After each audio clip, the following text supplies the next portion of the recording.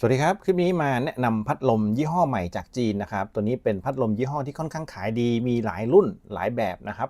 เป็นพัดลมที่สามารถพับงอได้เหมาะสำหรับห้อยคอเป็นอย่างมากนะครับลองห้อยคอแล้วสมดุลดีมากๆเนื่องจากว่าแบตเตอรี่เขาอยู่ด้านล่างเวลาห้อยคอเนี่ยเขาจะตั้งอยู่ท่านี้นะครับตัวนี้เป็นพัดลมหน้าจอดิจิตอลนะครับลักษณะก็จะเป็นแบบนี้สีม่วงมีหลายสีนะเขาสามารถที่จะห้อยคอเป็นท่าตั้งได้เลยนะครับพัดลมรุ่นนี้แบ่งสปีดออกเป็นร้อยนะครับเขาก็จะเพิ่มทีละ25นะแล้วก็สามารถที่จะดูได้ง่ายเป็นหน้าจอดิจิตอลนะครับเป็นตัวเลขตรงกลางตรงนี้นะครับแล้วก็สามารถที่จะพับงอได้105องศาเพื่อที่จะให้เข้ากับรูปคอรูปหน้านะครับกรณีที่คุณห้อยคอก็จะเหมาะมากๆนะครับแล้วก็คุณสมบัติของเขาสเปคก็ตามนี้เป็นรุ่น M86 นะครับขนาดแล้วก็แมทเทียลก็เป็นพลาสติก ABS นะครับเป็นสินค้าอิเล็กทรอนิกส์นะแล้วก็น้ำหนักเพียง188กรัมแบตเตอรี่ 4,000 มิลลิแอมแบตเตอรี่เนี่ยนะครับเยอะมากเลยสามารถชาร์จด้วย5โวลต์1แอมป์ได้เลยนะครับซึ่งจุดเด่นของพัดลมตัวนี้ก็ถือง่ายน้ำหนักเบานะครับส่วนประกอบในกล่องก็จะประกอบไปด้วยพัดลมแล้วก็สายชาร์จรวมถึงสายห้อยคอนะครับตรงนี้ที่เขาเขียนเอาไว้นะครับการใช้งานก็ง่ายมากคุณสามารถที่จะพกไปไหนมาไหนก็ง่ายเนื่องจากว่าเขามีสวิตช์ที่จะปิดไฟตัดไฟตรงนี้ชาร์จด้วย USB-C นะครับแล้วก็ถ้าเกิดไม่ได้ใช้ก็ตัดไฟโดยการปิดมาตรงนี้เบอร์0นะครับตรงนี้0กับ1ปิดมาแบบนี้ก็จะไม่ลักลั่นนะครับถ้าเกิดว่าต้องการใส่กระเป๋าก็ปิดแบบนี้เมื่อไหร่ที่ต้องการจะใช้งานก็กดมาเพื่อที่จะจ่ายไฟนะครับแล้วก็กดเพิ่มวอลลุ่มนะครับนี่คือเบอร์1นะเบอร์1จะโชว์เป็นเลข1นะครับแล้วก็เบอร์2จะเป็น25นะครับเบอร์3จะเป็น50ลมค่อนข้างแรงนะแรงมากเลยเบอร์4ก็จะเป็น75นะครับฟังเสียงพัดลมเป่านะส่วนเบอร์5ก็จะเป็น100แบบนี้นะครับนี่คือแรงสุดนะแรงมากๆเลยถ้าเกิดต้องการลดก็ลด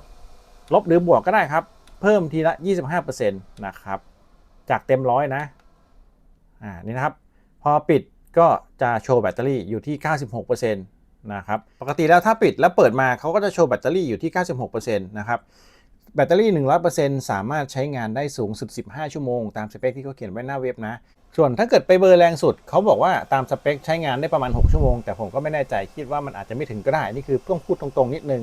เบอร์แรงขนาดนี้ปกติมันน่าจะได้ประมาณ 1-2 ชั่วโมงแค่นั้นเองนะครับก็ตามนี้แต่โดยสเปคโดยรวมแล้วถือว่าเยี่ยมมากแค่เบอร์2ที่25นี่ผมก็มองว่ามันแรงแล้วนะมาพร้อมส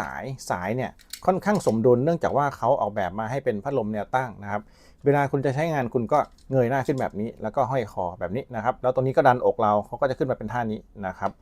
ผมมองว่าน่าจะเหมาะดีผมลองใช้งานแล้วถ้าเกิดว่าวางตัวเนี้ยหน้าอกแล้วก็พัดลมเป่าคอเนี่ยถือว่าพอดีเลยก็อยู่สักระยะประมาณนี้นะครับก็ใช้งานได้ดีเลยแหละกับกรณีที่คุณห้อยคอถือว่าสะดวกมากๆนะครับพัดลมก็เป่าคอเป่าหน้าสบายๆแล้วลมไม่ต้องแรงนะเปิดแค่เบอร์1หรือเบอร์2แค่นั้นเองก็เพียงพอกับการเป่าคอเป่าหน้าแล้วครับลองแล้วเวลาใช้งานจริงก็จะเป็นแบบนี้นะครับค่อนข้างนิ่งเลยเนี่ยนิ่งดีๆเลยนะครับสบายๆถือว่า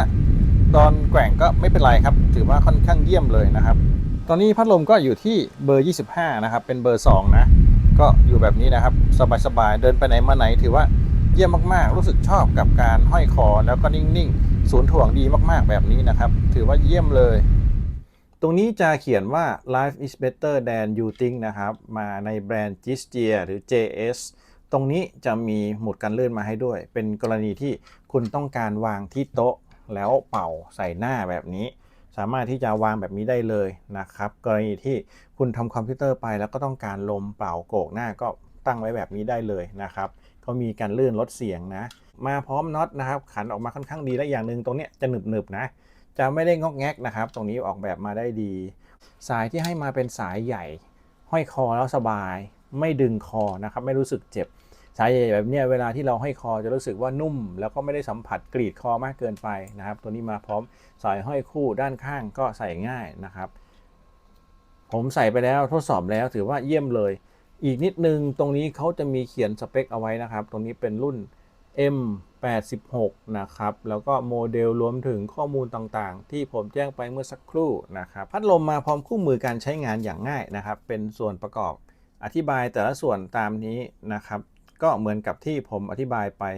มีสวิตช์เปิดปิดแล้วก็สวิตช์ในการเพิ่มลด ความแรงนะครับลองทดสอบชาร์จด้วย USB-C ครับเวลาชาร์จก็จะขึ้นเป็นตัวเลขแบบนี้แบตเตอรี่อยู่ที่ 93% แล้วก็มีสัญลักษณ์สายฟ้าบ่งบอกว่ากำลังชาร์จอยู่นะครับลองทดสอบความแรงครับผมจะเปิดเบอร์ 1นะเบอร์ 1ก็สามารถที่จะยกได้นะครับยกได้ตั้งแต่เบอร์ 1นะค่อนข้างแรงเลยนะครับนี่เป็นกระดาษ A4 ริ้วที่ผมทำเอาไว้ทดสอบนะลองทดสอบเบอร์ 2ครับเนี่ยเบอร์ 2ก็ยกได้แล้วนะคิดว่าเพียงพอกับการใช้งานนะครับลองเบอร์ 3ครับเบอร์ 3ก็ถือว่าแรงแล้วครับผมจะปรับนิดนึงนะครับโอเคนี่เบอร์ 3นะถือว่าโอเคเลยเบอร์ 4ครับอยู่ที่เลข75เบอร์ 4ครับนี่นะก็ตรงๆถือว่าโอเคเลยนะครับขึ้นปุ๊บเนี่ยครับส่วนเบอร์ 5เบอร์แรงสุดนะครับไม่ต้องห่วงครับแรงแน่นอนนะครับพอแค่ตั้งตรงๆเขาก็สามารถที่จะพัดได้ตรงๆเนี่ยครับพัดตั้งก็ได้นะครับแรงดีตรงนี้ถือว่าเยี่ยมเลยครับความแรงพัดลมถือว่าเยี่ยมมากๆนะครับทุกวันนี้พัดลมทำออกมาได้ดีแต่ว่าจะเปลืองแบตแล้วใช้ได้นานแค่ไหนนี่อีกเรื่องหนึ่งนะครับส่วนตัวก็มองว่าเป็นพัดลมราคาถูกที่น่าใช้อีกตัวหนึ่งนะครับตัวนี้วัสดุก็ถือว่าโอเคดีไม่มีกลิ่นสัมผัสก็นิ่มนวลนะครับรายละเอียดดีทำออกมาได้ดีราคาอยู่ที่350 บาทนะครับราคานี้ได้ขนาดนี้ถือว่าโอเค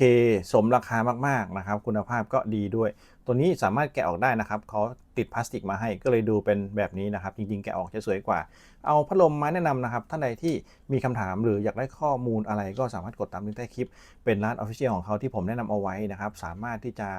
กดเข้าไปอ่านคอมเมนต์อ่านรายละเอียดสเปคได้นะครับก่อนตัดสินใจก็ถือว่าเยี่ยมครับทำออกมาได้ดีสำหรับคลิปนี้มาเพียงเท่านี้ขอบคุณที่รับชมครับสวัสดีครับ